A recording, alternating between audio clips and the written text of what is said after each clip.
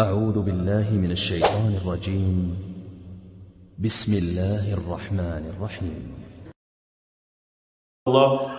Il a été rapporté dans les deux authentiques de l'imam al-Bukhari et au Muslim, un hadith que rapporte Ibn Abbas radiyallahu anhum.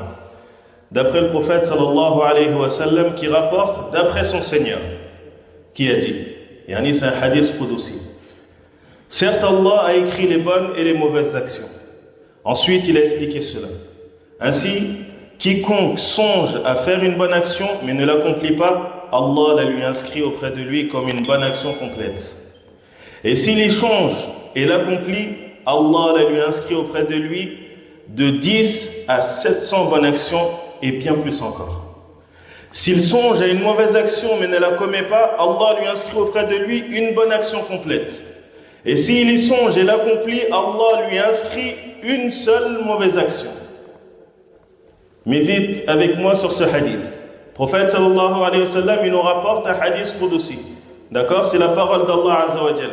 Mais il y a une différence entre le hadith qudsi et le Coran al-Karim. Il dit, certes Allah a écrit les bonnes actions. Les bonnes actions, c'est tout ce qu'Allah azza wa jal et son prophète a ordonné de faire. D'accord? Soit c'est une obligation, ou soit c'est quelque chose de recommandé. Ça rentre dans la bonne action.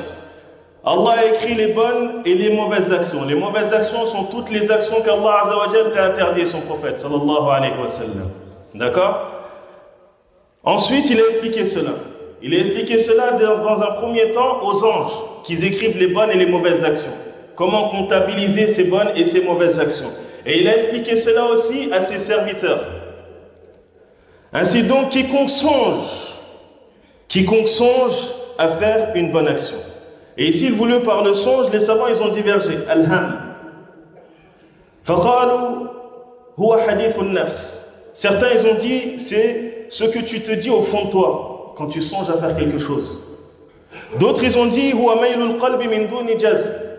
C'est le fait que ton cœur, il penche vers une œuvre sans que tu sois déterminé à faire cette œuvre-là. D'autres, ils ont dit, huwa niyya. C'est l'intention seulement. D'autres, ils ont dit, c'est l'intention accompagné d'une action, que ce soit une parole ou un acte. فَمَنْ هَمَّ بِحَسَنَةٍ. Donc celui qui a songé à faire une bonne action mais ne l'accomplit pas. D'accord? Allah le lui inscrit auprès de lui comme une bonne action complète. Yani, tu as songé à faire une bonne action. Tu ne l'as même pas fait. Tu n'as pas eu cette détermination à faire cette bonne action, mais tu y as juste songé. Je pense que demain je vais jeûner. Si j'avais de l'argent, j'aurais donné en sadaqa tant et tant. Allah est écrit ce songe et cette intention que tu as eue comme une bonne action complète. Comme une bonne action complète malgré que tu ne l'as même pas faite cette bonne action. Juste de par quoi? Ton intention. Celui qui songe à faire une bonne action mais ne l'accomplit pas, Allah Azza wa Jal lui écrit auprès de lui comme une bonne action complète. Et ça te montre l'étendue de la miséricorde d'Allah, sa générosité.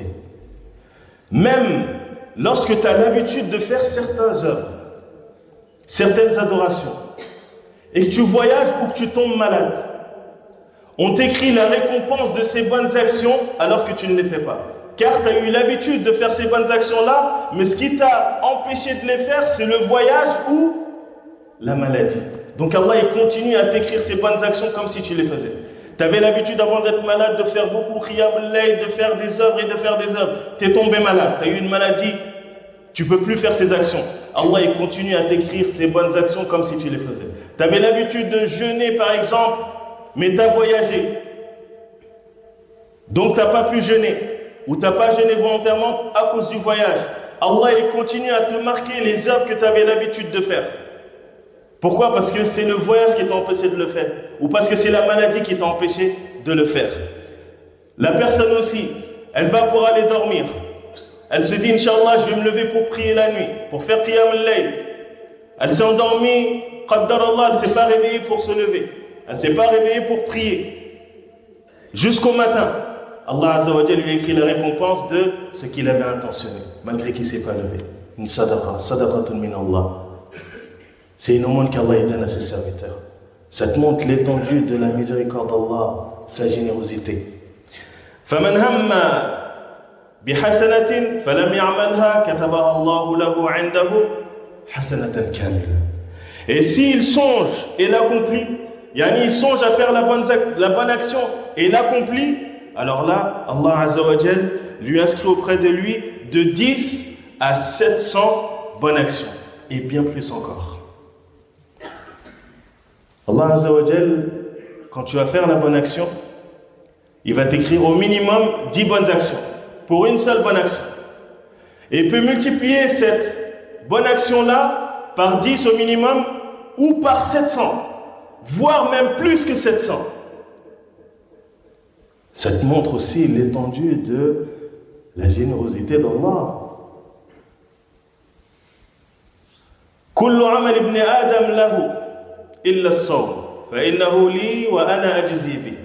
Prophète sallallahu alayhi wa sallam, il rapporte dans un autre hadith qudsi où Allah Azza wa Jalla dit tous les œuvres du fils d'Adam sont pour lui, où tous les œuvres du fils d'Adam sont multipliées, si ce n'est le jeûne, car le jeûne est pour moi et c'est moi qui le rétribue.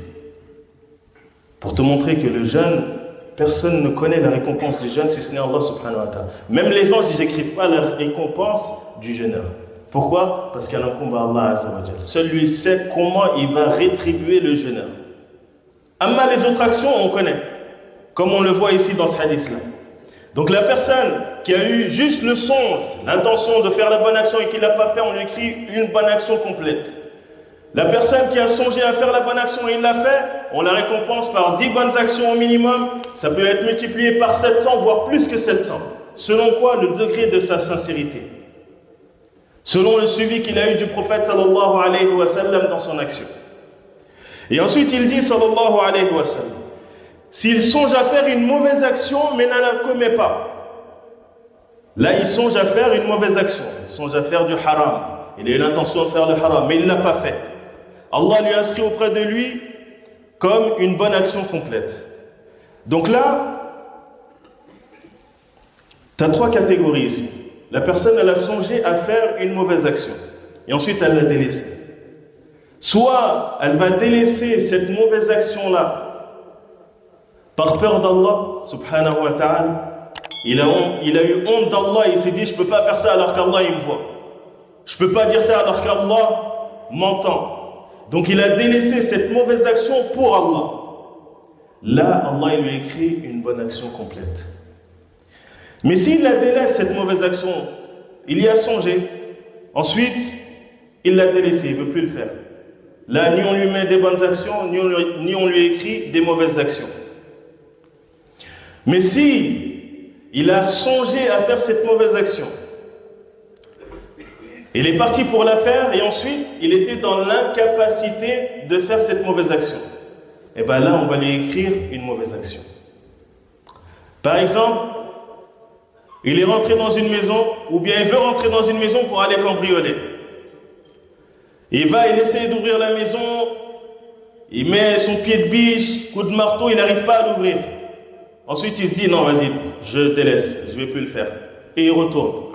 Cette personne-là, elle n'a pas volé. Mais on l'écrit le péché du vol. Pourquoi? Parce qu'il a songé et il a fait l'action. Et ce qui l'a empêché de faire cette mauvaise action-là, c'est l'incapacité. C'est pas qu'il a eu peur d'Allah et il s'est dit non, je peux pas faire ça, alors qu'Allah il me veut. Non, là c'est l'incapacité. Donc là on va lui écrire une mauvaise action. Donc s'il songe à faire une mauvaise action, mais ne la commet pas, s'il a délaissé pour Allah, Allah il lui écrit une bonne action complète. Et si il y songe et l'accomplit, alors là Allah Azza wa Jal lui inscrit une seule mauvaise action. Yani pour les hasanat, on te la multiplie par 10, jusqu'à 700 fois, voire plus. Pour la mauvaise action, quand il y songe et que tu le délaisses pour Allah, il t'écrit une bonne action. Et lorsque tu commets cette mauvaise action, il ne te l'écrit qu'une seule fois. Et avant de l'écrire, il dit aux anges, laissez un délai à mon serviteur, peut-être il va se repentir. S'il se repent d'ici là, on ne lui écrit même pas. Et même s'il ne se repent pas et qu'on lui écrit la mauvaise action et que par la suite il se repent de ce péché-là, Allah lui efface le péché comme s'il ne l'avait pas commis. C'est pour ça qu'à la fin il dit وَلَا يَهْلِكُ عَلَى اللَّهِ إِلَّا هَالِكٌ. Personne ne va périr avec toute cette générosité d'Allah Azza wa Jal par rapport aux bonnes et aux mauvaises récompenses, si c'est une personne qui est vouée à sa perte. Ibn Mas'ud dit وَيْلٌ لِمَنْ غَلَبَتْ وَحَدَاتُهُ عَشَرَاتِهِ. Malheur à celui qui sait ses sayyi'at, ces mauvaises actions qui sont comptabilisées qu'une seule fois, ont pris le dessus sur ces bonnes actions qui sont comptabilisées minimum 10 fois, voire 700 ou plus. Il vient Yawm al-Qiyamah, il a plus de mauvaises actions que de bonnes. Alors que quoi, Allah, ses bonnes actions, il est écrit 10 fois au minimum. Et c'est mauvaises qu'une seule fois. Mais il vient Yawm al-Qiyamah avec plus de mauvaises actions que de bonnes actions. فَمَنْ وَجَدَ خَيْرًا فَلْيَحْمَدِ اللَّهِ وَمَنْ وَجَدَ غَيْرَ ذَلِكَ فَلَا يَلُومَنَّ إِلَّا نَفْسَهُ.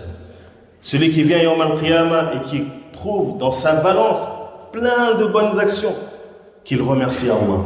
Car c'est Allah qui l'a facilité à faire ces bonnes actions. Mais s'il trouve autre que cela, qu'il ne blâme que sa propre personne. Car Allah regarde sa générosité avec toi. Pour une seule bonne action. Et Allah, il ne regarde pas la quantité. Le but, ce n'est pas la quantité, mais la qualité de l'œuvre. Tu peux faire une petite œuvre qui auprès de toi, ça vaut rien. Mais de par la sincérité qu'il y avait dans ton cœur lorsque tu as fait cette œuvre, Allah Azza wa Jal, il t'a donné des montagnes de hasanat. De par cette petite œuvre qui peut apparaître auprès de toi comme une petite œuvre, mais qui auprès d'Allah est une grande œuvre. Tu lis le Coran, pour chaque lettre, on te donne 10 bonnes actions. Pour chaque lettre. Subhanallah, alhamdulillah, tout ça, c'est des bonnes actions. Yawm al-Qiyamah, tu ne donneras même pas une seule bonne action. Ni à ton père, ni à ta mère, ni à tes frères, ni à tes sœurs, ni à tes enfants, ni à tes grands-parents, à personne. Yawm al-Qiyamah, il n'y a plus de tout ça. Donc aujourd'hui, c'est facile de faire des bonnes actions. Aujourd'hui, c'est facile de gagner le paradis. Mais maintenant, c'est à nous de faire les efforts qu'il faut pour pouvoir gagner ce paradis-là. Et on tire de ce hadith l'explication de l'immense grâce d'Allah subhanahu wa ta'ala sur cette communauté. Concernant la multiplication des bonnes actions et leur inscription auprès de lui, et non la multiplication des mauvaises actions. Car la bonne action, elle est multipliée. La bonne action, de par le songe que tu as eu, la bonne intention que tu as eue, on t'écrit une bonne action complète. Amma, la mauvaise action, on ne te l'écrit qu'une seule fois. L'importance de l'intention dans les œuvres et leurs traces. L'intention. Là, ça te montre, le hadith, il te montre l'importance de la bonne intention. Toujours, tu as une bonne intention. Toujours, tu as une bonne intention. Tu veux le bien toujours au fond de toi, même si tu ne veux pas le faire. Mais que tu intentionnes toujours le bien. Et de par cette intention-là, Allah il te récompense. Et c'est comme ça qu'il est le musulman.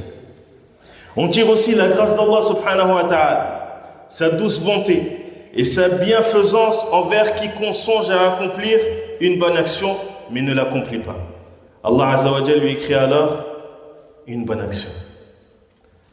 Donc, alhamdulillah Rabbil Alamin, on ne peut que remercier Allah de l'avoir lui comme Seigneur et non un autre. Un Seigneur généreux, un Seigneur qui veut pour nous le paradis, qui nous a facilité toutes les portes et toutes les causes qui peuvent nous mener à ce paradis-là facilement. Il aurait pu écrire la bonne action, une seule bonne action, et la mauvaise action une fois ou la multiplier. Car on est ses serviteurs, de base on n'a pas à lui désobéir. Mais avec ça, il nous facilite de cette facilité-là. Donc celui qui vient Yawm al-Qiyamah avec plus de mauvaises actions que de bonnes, c'est qu'il l'aura cherché. Avec la vaste étendue de la miséricorde et la grâce d'Allah subhanahu wa ta'ala, on ne peut que normalement rentrer au paradis. Mais pour ça, il faut qu'on ait des bonnes intentions. Il faut que nos œuvres aussi, elles suivent nos intentions. Il ne suffit pas que d'avoir des bonnes intentions et tu fais rien. Mais il faut que tu œuvres les bonnes intentions. Qu'Allah Azza wa Jal nous facilite à œuvrer ces bonnes intentions, ces bonnes œuvres. Rabbana atina